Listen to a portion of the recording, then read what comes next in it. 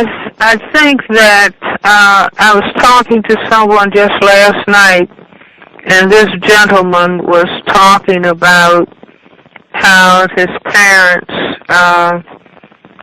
did not spare the rod and spoil the child, and that he and his siblings have, now that they are adults, although they didn't like it when they were children, but that the parents being very firm in terms of their expectations of the behavior of the children, that it had prevented them from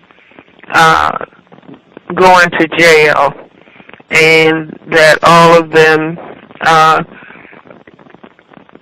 finished school, had jobs, and were self-supporting. And so I'm not saying that certainly beating children, just the word beating, I think that people need to think very seriously about that, and that there are other ways, and people should learn, develop their parenting skills so that they can talk and communicate to children about the behavior that is expected, as opposed to yelling, screaming, cursing children, calling them out of their names. And this is why I have advocated, if I could wave a magic wand, black people would be 30 years old before they married, and they wouldn't have sex until they were married. And I say that even though people are shocked to hear something like that, so that the people would end up having levels of maturity as mothers and fathers. They wouldn't be playing with sex and producing children that they are in no condition to take care of. And when people are frustrated, see, children, just their normal development, place a lot of demands for care on their parents. And if parents are children themselves, or you have people playing with sex, and then the child comes and they don't want the child, and so they pass the child around to different people to be taken care of, and the child may be sexually abused in different situations. And so those children, like I tell children when I see them in my office, I don't know any bad children. There's no such thing as a child being born bad. They're children who are sad, and they're children who are depressed. And in large measure, that's because the parents do not know what to do in the parenting process, or they don't want the child. You see, or all the male children who don't have fathers 24/7 in their lives and feel neglected and abandoned by their fathers. And that will set off a chain of reaction of bad behavior in male children, and it's because the children are sad, and then the behavior looks bad to adults. Now, I'm making these comments not to blame fathers and to blame mothers. We are in a system of oppression, of racism, white supremacy. Formal slavery was a phase of that system. The system has no intention to maximally develop the black genetic and constitutional potential. That's not what the system is about. The system is just a parallel of what happened in formal slavery, where children were, first of all, the parents were breeders. you breed, you stud with this woman and produce a child that I can then have as another slave or sell to another plantation. Bring that up to date, play with sex, produce a child you can't take care of, turn it over to foster care, and the next step is going to prison. So this is just a variation on the theme of what happened in formal slavery. But by black people beginning to consciously understand what the system of racism, white supremacy is all about and how it works, then they can begin to make other conscious choices about what to do out of their respect for themselves and respect for the offspring that they produce. Do you see? And black people, black children, every black child needs to be taught and shown by the deeds of the parents that the parents deeply love them, value them, and respect them, and are there to help them learn and develop even under the conditions of war such as racism, white supremacy. You see, but people can't do that if they're playing with sex.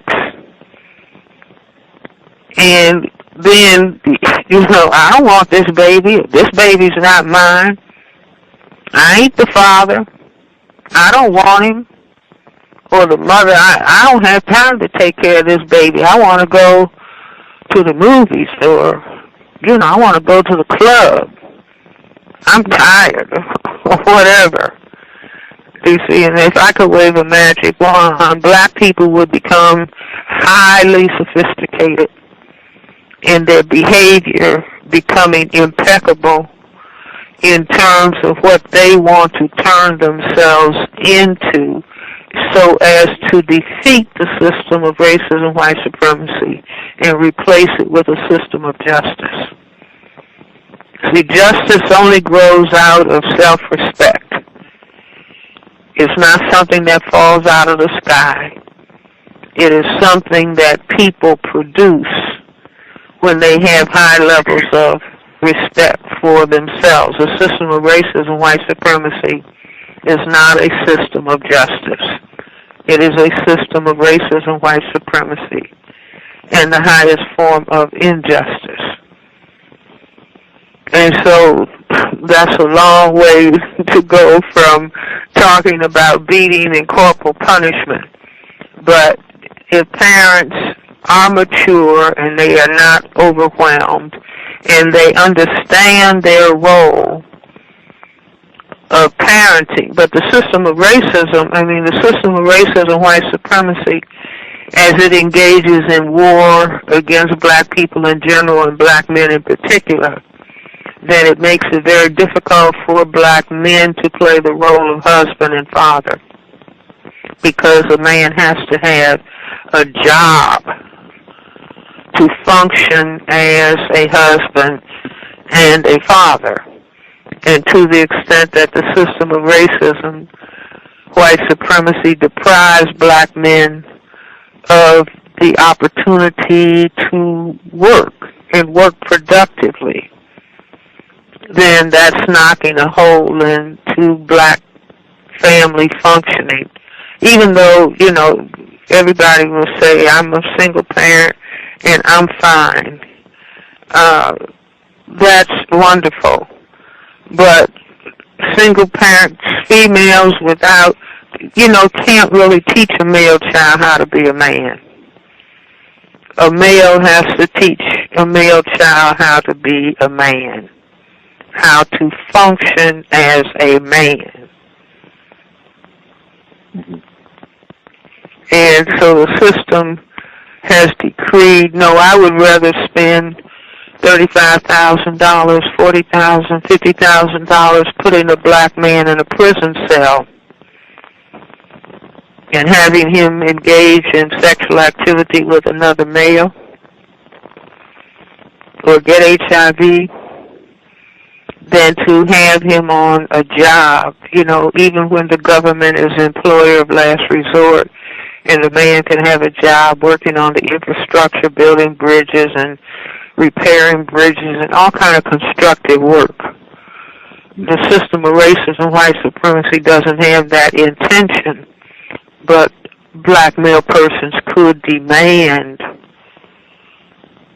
that they have employment, that they are men and they intend to work and to know how to work effectively and efficiently, and that's what their intention is.